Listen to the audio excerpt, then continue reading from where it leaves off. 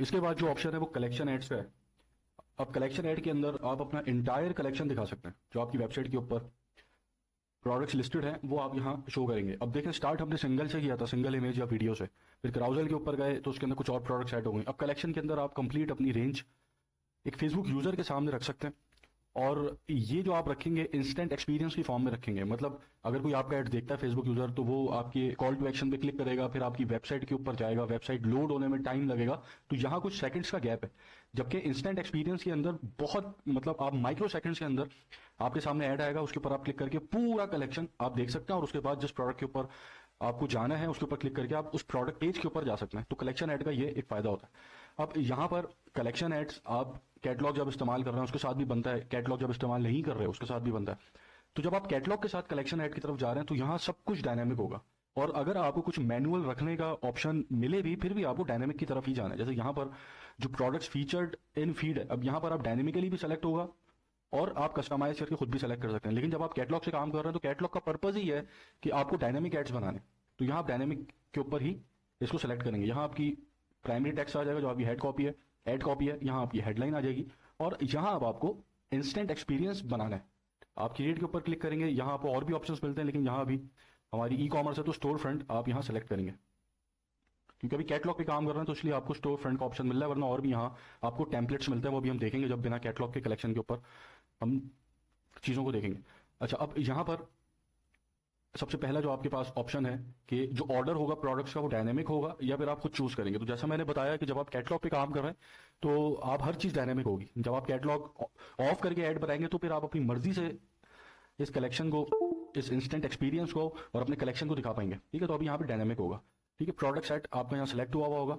अगर आपने product set बनाया हुआ है तो वो यहाँ पर होगा, मतलब अगर कुछ स्पेसिफिक बनाया हुआ है, वरना जो आप कैटलॉग का एक प्रोडक्ट सेट होता है एंटायर, उसके अंदर सारा आपका आपकी प्रोडक्ट्स होती हैं तो वो यहाँ सेलेक्ट होगा। उसके बाद वीडियो के अंदर आप डायनेमिक वीडियो भी रख सकते हैं, वीडियो को खुद चूज भी कर सकते हैं और इमेज को भी चूज कर सकते हैं। तो यहाँ पर हम या तो वीडियो को सेलेक्ट कर लेते हैं, अपलोड अ वीडियो। अब जैसे ये एक वीडियो आ गई, ठीक है, ये वीडियो डायनेमिक नहीं है, ये आप यहाँ पे खुद आपने सेलेक्ट किया इसको। बाकी यहाँ पर जो प्रोडक्ट्स हैं वो डायनेमिक है। तो आपका जो कलेक्शन है वो यहाँ आपको नजर आ रहा है, जिनकी प्राइसिंग और जो टाइटल है वो सब मिल रहा है आपको यहाँ। फिर आप यहाँ एडवांस ऑप्शन के ऊपर जाएंगे तो यहाँ आप जो यहाँ प्रोडक्ट का नाम आ रहा है इसकी वजह से आ रहा है, जो यहाँ आपने टैग किया हुआ है इसको, करंट प्राइस आ रहे हैं इसकी वजह से आ रहे हैं। ठीक है, यहाँ पर आप इसको चेंज करके ब्रांड भी यहाँ पे डाल सकते हैं अगर आपने ब्रांड मेंशन किया हुआ है। ठीक है, तो ये आपकी हेडलाइन है प्रोडक्ट की, ये इसका डिस्क्रिप्शन है जिसके अंदर आप जो प्राइस डालना ही रेकमेंडेड होता है। ठीक है, आप प्राइस के अलावा भी डाल सकते हैं, लेकिन रेकमेंडेड यही है कि आप यहाँ पे प्राइस डालेंगे। ठीक है, यहाँ आप जो है बाय नाउ कर दें, नीचे आपकी डेस्टिनेशन आ जाएगी, ये जब कोई इसके ऊपर क्लिक करे तो कहाँ जाए। तो ये आपके कलेक्शन ऐड आप इस तरीके से बनाएंगे। और ये कलेक्शन ऐड आप कैटलॉग पे बना रहे हैं तो यहाँ आप कुछ भी अपने पास से चेंज नहीं कर सकते, यहाँ सब कुछ डायनेमिक होगा। ठीक है, अब अगर मैं यहाँ पर जाकर कैटलॉग को बंद करता हूँ, ठीक है, वैसे कैटलॉग यहाँ पर खत्म हो गई है। तो जो कैटलॉग का काम था वो जस्ट इतना है कि आप डायनेमिकली अपनी प्रोडक्ट को शोकेस कर रहे हैं फेसबुक यूजर के सामने। यहाँ पर आप इसकी हेडलाइन डाल दें, एड कॉपी, यहाँ आप अपना हेडलाइन डाल दें। तो ये एड कॉपी और हेडलाइन आपको यहाँ पे शो हो रही है। ठीक है, तो ये ऐड का फॉर्मेट होगा, इस फॉर्मेट में ऐड सामने आएगा। जैसे ही कोई मोर के ऊपर क्लिक करेगा तो पूरा इंस्टेंट एक्सपीरियंस खुल जाएगा उसके सामने जो हमने यहाँ पर ये बनाया है। ठीक है, अच्छा, अब मैं ज़रा कैटलॉग को रिमूव करता हूँ। ये रही कैटलॉग।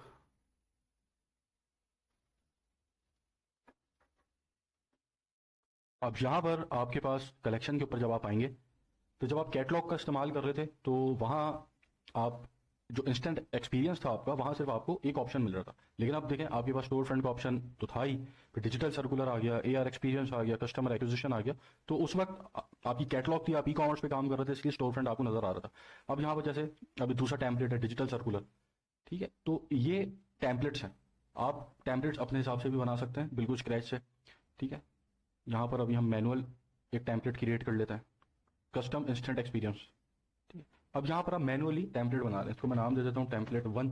ताकि जब मुझे दोबारा इस टेम्पलेट को यूज़ करना हो तो मैं जाकर क्रिएट न्यू ना करना पड़े, मैं डायरेक्टली उसको सर्च कर लूँ। यहाँ पर मैं हेडर को ऐड कर सकता हूँ, प्रोडक्ट सेट है, टेक्स्ट ब्लॉक हैं, बटन्स हैं। तो बेसिकली ये जो हमारा एक स्टोर था, अब जैसे नाही डॉट पी के एक स्टोर है, इससे मिलता जुलता एक स्टोर फ्रंट आप यहाँ पे खुद से मैनुअली बना सकते हैं, जो कि इंस्टेंटली खुलेगा। कोई लोड टाइम नहीं है, कोई वेबसाइट विजिट नहीं करनी, इंस्टेंटली ये आपका स्टोर फ्रंट ओपन होगा, फिर वो आपकी वेबसाइट के ऊपर एक फेसबुक यूज़र चला जाएगा। ठीक, अब जैसे मैं यहाँ पर हेडर बना देता हूँ उसका, जैसे हमारे स्टोर के ऊपर ये हेडर रेड के अंदर है, तो मैंने यहाँ पर इस हेडर को रेड कर दिया पहले तो, और इसके अंदर मैं लोगो भी लगा सकता हूँ और टेक्स्ट भी लगा सकता हूँ। मैं यहाँ पर अपना टेक्स्ट लगा देता हूँ, चले, नाहीद डॉट पी के। ठीक है, और इसका मैं कलर कर देता हूँ, बैकग्राउंड कलर रेड है, इसका कलर मैं कर देता हूँ वाइट। अब ये मेरा स्टोर है और ये इंस्टेंट एक्सपीरियंस है, जो कि उससे मिलता जुलता मैं कुछ बना रहा हूँ। एग्जैक्टली ऐसा नहीं बन सकता, पॉसिबल नहीं है, लेकिन मिलता जुलता हम बना सकते हैं। ठीक है, यहाँ पर मकसद सिर्फ यह है कि एक फेसबुक यूज़र का जो एक्सपीरियंस है आपके ऐड के साथ, वो अच्छा हो, वो बेहतर हो। वो बेहतर होगा, वो अच्छा होगा, तो वो कन्वर्ट आसानी से होगा। उसके बाद आप यहाँ पर इमेज लगा सकते हैं, वीडियो लगा सकते हैं। हम यहाँ पर वीडियो लगा देते हैं, चलें। अब मैं वीडियो यहाँ अपलोड कर देता हूँ, ये वीडियो अपलोड कर देता हूँ। ठीक है, अब जैसे यहाँ पर ये बैनर्स चल रहे हैं, आप यहाँ पे बैनर्स भी लगा सकते हैं। ठीक है, हमने यहाँ पे वीडियो लगा दी। अब उसके बाद ऐड कंपोनेंट प्रोडक्ट सेट यहाँ लगा सकता हूँ। ठीक है, अब यहाँ पर मैं अपनी कैटलॉग सेलेक्ट करके अपनी प्रोडक्ट सेट सेलेक्ट कर लूँगा। तो ये हेडर आ गया, ये मेरी प्रोडक्ट सेट आ गए। अब यहाँ पर ये पे कितनी प्रोडक्ट्स मुझे यहाँ डिस्प्ले करनी है वो मैं यहाँ पर मेंशन कर सकता हूँ। ठीक है, उसके बाद लेबलिंग हम नहीं करेंगे कि ऑलरेडी यहाँ पर प्राइसिंग वगैरह सब लेबलिंग है, लेकिन आप इसको भी कर सकते हैं। एडवांस ऑप्शन के ऊपर आएंगे तो यहाँ आप ये हेडलाइन के अंदर ये प्रोडक्ट नेम है जो कि यहाँ नजर आ रहा है, इसको आप हटा के कुछ और भी डाल सकते हैं, लेकिन रेकमेंडेड यही है कि आपकी प्रोडक्ट नेम और आपकी प्रोडक्ट प्राइस है। ठीक है, उसके बाद जो आप इसकी ग्रिड्स हैं उसके साथ भी खेल सकते हैं। अब जैसे आप इसको क्राउजल फॉर्मेट के अंदर कर सकते हैं, क्राउजल के साथ आप 2 ग्रिड में कर सकते हैं, 3 ग्रिड में कर सकते हैं, 3 कॉलम्स के अंदर अभी आपकी प्रोडक्ट आ गई। फिर ये हॉरिजॉन्टल स्केलिंग में कर सकते हैं। ठीक है, तो ये कुछ आप इसकी सेटिंग्स है जिसके साथ खेल सकते हैं। तो वीडियो आ गई, उसके बाद ये आपके इमेजेस आ गए, इसके अंदर फिर आप अपना टेक्स्ट ब्लॉक को ऐड कर सकते हैं। ठीक है, यहाँ पर आप कुछ ऐसा लिख सकते हैं कि जो जिससे कस्टमर कन्वर्ट हो, जैसे कि यहाँ पर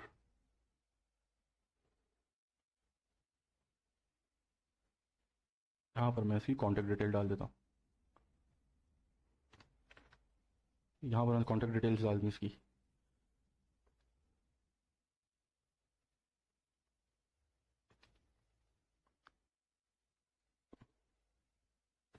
contact details, Karachi Pakistan, phone number, customer support.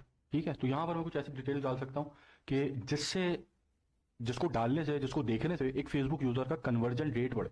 याद रखिएगा, जब भी जो भी चीज़ आप यहाँ पे कर रहे हैं, एक चीज़ को अपने जहन में रखते हुए करना है कि ऐसा करना है कि जिसको देखने के बाद एक फेसबुक यूज़र कन्वर्ट हो, वो चीज़ उसको इनकरेज करे कन्वर्ट होने।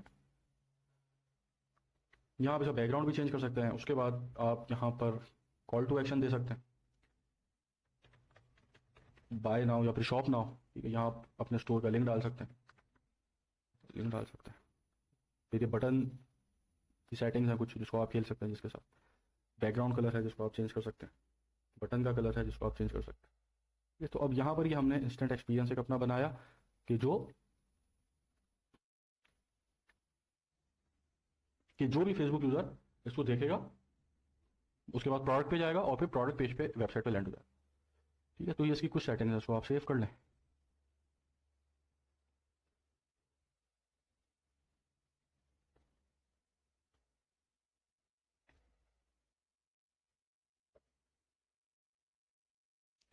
तो ये आपका इंस्टेंट एक्सपीरियंस बन गया, ये आपने खुद बनाया मैनुअली। ठीक है, डीप लिंक को लाजमी यहाँ पर यूआरएल आप सेलेक्ट करेंगे, बाकी ट्रैकिंग आप ऑन कर दें। ठीक है, तो ये थे आपके इंस्टेंट एक्सपीरियंस कलेक्शन एड्स, जो कि आप कैटलॉग के साथ भी यूज़ कर सकते हैं, और अगर आप यहाँ पर कैटलॉग कैंपेन नहीं चला रहे तब भी आप इसको इस्तेमाल कर सकते हैं। लेकिन ये यहाँ पर जो भी होगा ये सब डायनेमिक होगा। ठीक है, डायनेमिकली आप इसको देखेंगे। बाकी आप यहाँ पर अपनी ऐड कॉपी लिख लें, ऐड कॉपी आपको बीच में आ जाएगी, फिर आपकी हेडलाइन बीच में आ जाएगी, ऐड कॉपी आपके ऊपर आ जाएगी। ठीक है, ये आपकी हेडलाइन आ गई यहाँ पे और ऊपर आपकी ऐड कॉपी आ गई। डीप लिंक आप यहाँ पे ज़रूर दीजिएगा यूआरएल। अच्छा, अब आप ज़रा वापस आ जाएं, कैटलॉग ऑन करते हैं, और अब कैटलॉग ऑन करने के बाद हम रीटारगेटिंग को चेक कर लेते हैं। इससे पहले हमने न्यू कस्टमर्स तक हम जा रहे थे, अब हम रीटारगेट करेंगे कस्टमर्स को। अब यहाँ पर जब आप रीटारगेट पे आते हैं तो कुछ ऑप्शंस आपके पास खुल जाते हैं कि वो लोग जिन्होंने आपकी कोई प्रोडक्ट व्यू किया है या ऐड टू कार्ट किया है लेकिन परचेज नहीं किया, उनको आप रीटारगेट कर सकते हैं। यहाँ पर आप नंबर ऑफ डेज बता सकते हैं कि इतने दिनों के अंदर मेरी कोई प्रोडक्ट किसी फेसबुक यूजर ने व्यू किया है या फिर ऐड टू कार्ट किया लेकिन परचेज नहीं किया, उसके पास आपका ऐड जाए। दूसरे ऑप्शन के ऊपर सिर्फ ऐड टू कार्ट वालों को आप टारगेट कर सकते हैं। ठीक है, इसके अंदर व्यूअर्स नहीं है, सिर्फ ऐड टू कार्ट जिन्होंने किया उनको आप यहाँ पे नंबर ऑफ डेज दे सकते हैं। फिर आप अपसेल कर सकते हैं अपने किसी प्रोडक्ट सेट को। अब जैसे एक प्रोडक्ट किसी ने बाय कर ली किसी एक प्रोडक्ट सेट से, तो अब आप उसको और प्रोडक्ट्स को अपसेल कर सकते हैं उसको दिखा के। अपसेल क्रॉस सेल क्या होता है ये मैं कॉमर्स मैनेजर वाला जो सेशन थे उसके अंदर डिस्कस कर चुका हूँ। तो यहाँ मैं ज़रा दूसरी कैटलॉग सेलेक्ट कर लूँ, क्योंकि ये जो कैटलॉग है उसके अंदर एक ही प्रोडक्ट सेट है, यहाँ डिफरेंट प्रोडक्ट सेट होना चाहिए अपसेल क्रॉस सेल के लिए। अब मैं यहाँ पर अपना दूसरा प्रोडक्ट सेट को सेलेक्ट कर लूँगा। तो अब ये जो प्रोडक्ट सेट है इसके अंदर जो नई दूसरी प्रोडक्ट्स हैं उसका मैं अलग एक कलेक्शन ऐड बनाकर उस फेसबुक यूज़र के सामने रखूँगा। ठीक है, उसके बाद आप क्रॉस सेल कर सकते हैं। यहाँ पर भी आप अपना प्रोडक्ट सेट सेलेक्ट करेंगे। फिर आप यहाँ पे कस्टम कॉम्बिनेशन का ऑप्शन है कि आपका ये प्रोडक्ट सेट है, इस प्रोडक्ट सेट के अंदर इंक्लूड ऑडियंस इंटरेक्शन, जिन्होंने परचेज किया, एड टू कार्ट किया, व्यू किया है लास्ट इतने नंबर ऑफ डेज में। ठीक है, तो यहाँ आप इंक्लूड कर सकते हैं और एक्सक्लूड कर सकते हैं ऑडियंसेस को। तो ये थे आपके रीटारगेटिंग जब आप कैटलॉग के ऊपर करते हैं। ठीक है, बाकी सारी चीज़ें वैसे ही रहेंगी, इसके अंदर कोई चेंज नहीं है। और ऐड जब अब आपका बनेगा तो बिल्कुल न्यू आपका, क्योंकि प्रोडक्ट सेट चेंज हो गई है तो बिल्कुल फिर टेम्पलेट वगैरह सब आप यहाँ पर उसको दोबारा से बनाएंगे अपने लिए। तो ये था कैटलॉग एड्स। ठीक है।